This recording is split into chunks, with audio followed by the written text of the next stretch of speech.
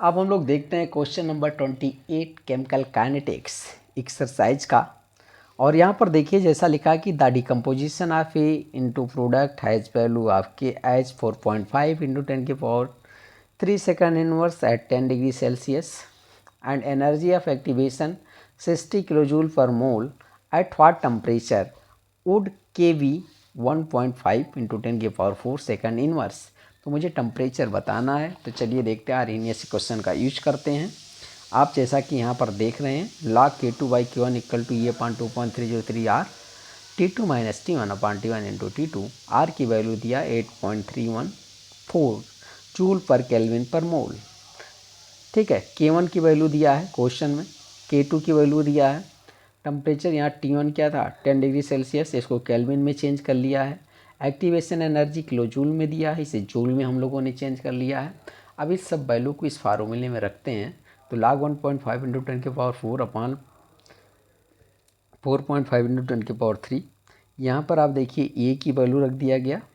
ठीक है, तो यहाँ से जब आप लोग इसको सॉल्व करते हैं तो आपको मिलता है log 3.333 इक्वल टू इतने को सॉल्व करेंगे तो ये मिल जाएगा आपके पास। यहाँ जब आप देखेंगे तो log 3.333 की वैल्यू इतनी होती है। ठीक, अब इसके बाद आप देखेंगे तो इसको यहाँ पर लाया गया तो इतना आपके पास बचा। अब यहाँ से जो होता है इसको इधर लेकर के चलते हैं तो ये हो जाएगा आपके पास, तो बचेगा T2 माइनस 283/T2। ठीक, इसको सॉल्व कर लिया जाएगा पूरे को तो आपके पास आ जाएगा 0.04721 T2 माइनस 283/T2। अब यहाँ से क्या होता है, आप इसको क्या करते हो T2/T2 माइनस 283/T2 लिख सकते हैं। तो T2/T2 को 1 मान लिया गया तो 1 माइनस 283/T2 ऐसा हो जाएगा। तो इसको पूरी तरह इधर लिख लेंगे, इसको इधर लिख लिया। अब आप देखेंगे तो T2 यहाँ से फाइंड आउट कर लेंगे तो आपको आंसर आ जाएगा 297.02 केल्विन। ये केल्विन में आंसर है, आपको डिग्री सेल्सियस में लाना है तो 273 कम कर दीजिए इतने में से तो आपके पास टेम्परेचर पता चल जाएगा 24 डिग्री सेल्सियस। अब क्वेश्चन नंबर 28 की बात की जाएगी। ठीक है,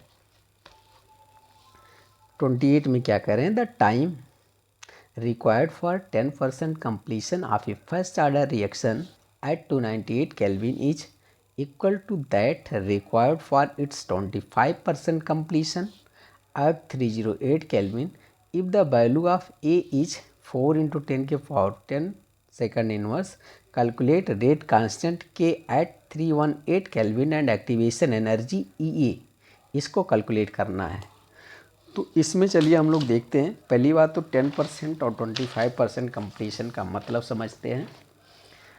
आप देखेंगे तो क्वेश्चन पूरी तरह से नोट किया गया है। फॉर 10% कंप्लीशन 25% कंप्लीशन, देखिए इनिशियल कंसंट्रेशन ये है। ठीक है, A0 100% स्टार्टिंग में था, फाइनल कितना है, जब 10% कंप्लीट हो जाएगा तो 90% बचेगा ना, तो ये कर लिया।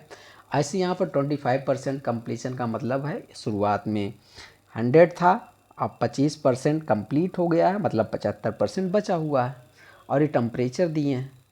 ठीक है, तो यहाँ पर इक्वेशन जो है फर्स्ट ऑर्डर रिएक्शन का वो लगाया जा रहा है। ठीक है, इसको K1 मान लो तो K मतलब रेट कांस्टेंट होता है 2.303/T, ये टाइम होता है। ठीक है, लॉग यहाँ पर E0 अपान E मतलब इनिशियल अपान फाइनल, तो इनिशियल 100 था, फाइनल कितना 90। इक्वेशन नंबर 1 माना।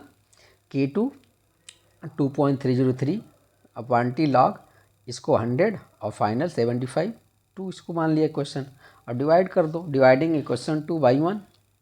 ठीक है, तो 2 को अब 1 से डिवाइड करना है तो मेरे पास ये आ जाएगा K2/K1 इक्वल टू, आप देखेंगे यहाँ पर लॉग 100/75 ये, और K1 की वैल्यू क्या थी लॉग 100/90। तो बस इसको सॉल्व कर लेंगे थोड़ा सा हम लोग, तो log 4/3 हो जाएगा और log 10/9 हो जाएगा। इसको आप लिख सकते हैं log 4 minus log 3, log 10 minus log 9। तो log 4 की वैल्यू रख लो, log 3 की, यहाँ log 10 की, log 9 की, तो आपके पास यहाँ पर K2/K1 आ जाएगा ये 2.30 2.73 आ जाएगा, ठीक है, 2.73।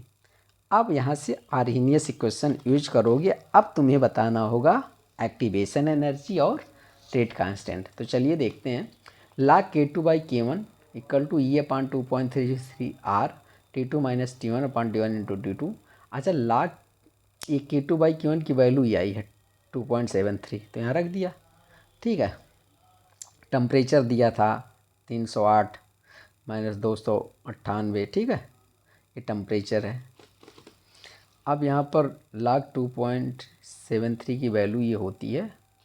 तो सब जब वैल्यू रखेंगे तो यहाँ से एक्टिवेशन एनर्जी मेरा निकल कर के आ जाएगा 76640 जूल पर मोल या 76.640 किलो जूल पर मोल। यहाँ से एक्टिवेशन एनर्जी हो गया। अब मुझे रेट कांस्टेंट बताना है 318 केल्विन पर। तो फार्मूला लगा दीजिए आर्हेनियस क्वेश्चन का, log K equal to log A minus EA/2.303 RT, ठीक है। तो log A की मतलब A की वैल्यू यहाँ पर दिया है, तो यहाँ और ये अभी हम लोगों ने एक्टिवेशन एनर्जी निकाला, आर की वैल्यू ये होती है 318। इस सभी को रख दो, तो इसको सॉल्व करो आप।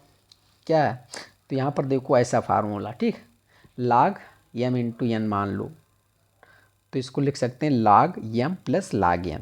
तो जैसे log 4 इंटू 10⁻10 है, तो इसको लिख सकते हो log 4 प्लस log 10⁻10, ठीक है। अब log 10⁻10 है, तो यहाँ पर क्या लिख सकते हो 10 log 10। तो मतलब ये है कि log 4 की वैल्यू प्लस 10 आप करेंगे तो इतना आपको मिल जाएगा, ठीक है। और इसको जब सॉल्व करोगे आप, तो log K की वैल्यू आ रही है -1.985। बट मुझे K बताना है, तो उधर ले जाएंगे तो एंटी लॉग देखना पड़ेगा, और एंटी लॉग -1.985 का आता है। K टू यहाँ पर कितना आ जाएगा 1.035 इंटू 10⁻² सेकंड इनवर्स। तो यहाँ से रेट कांस्टेंट भी पता चल गया। अब क्वेश्चन नंबर 30 और इस चैप्टर का लास्ट क्वेश्चन होगा। The rate of reaction quadruples when the temperature changes from 293 kelvin to 313 kelvin. जब 293 से 313 करते हैं तो 4 गुना हो जाता है रेट ऑफ रिएक्शन, ठीक है। अब यहाँ पर calculate the energy of activation, energy आपको बताना है assuming that it does not change with temperature. चलिए ठीक है, एक्टिवेशन एनर्जी निकाल लिया जाए। पहले जो दिए हैं उसको नोट कर लो। आप देखेंगे यहाँ पर तो आपको गिवन होगा T1 टेम्परेचर 293 केल्विन, T2 दिया 313 केल्विन। अच्छा, K2 जो है ना 4 इंटू K1 का हो जाता है, तो आपके पास यहाँ आ जाएगा T2 माइनस T1 कितना हो जाएगा 20 केल्विन। अब एक्टिवेशन एनर्जी यहाँ पर निकालना आपको, आर्हेनियस क्वेश्चन लगा दो log K2/K1, तो ये अपान 2.3 R 1/T1 माइनस 1/T2, ठीक है। इसको सॉल्व करोगे तो T2 माइनस T1 हो जाएगा अपान T1 इंटू T2। तो यहाँ पर देखिए K2 कितना है 4, ठीक है, K2 को लिखा 4 और K1 कितना है 1। तो अब आप देखिए यहाँ से आपको मिलेगा 82 माइनस T1 करोगे तो 20 हो जाएगा, और यहाँ से ये जब आप करोगे तो ये log 4 की वैल्यू होती है, ठीक है, 0.6020। सब कुछ सॉल्व करने पर आपके पास एक्टिवेशन एनर्जी आ जाएगा 52863 जूल पर मोल, या इतना आपके पास 52.863 किलो जूल पर मोल। तो थैंक यू फॉर वॉचिंग।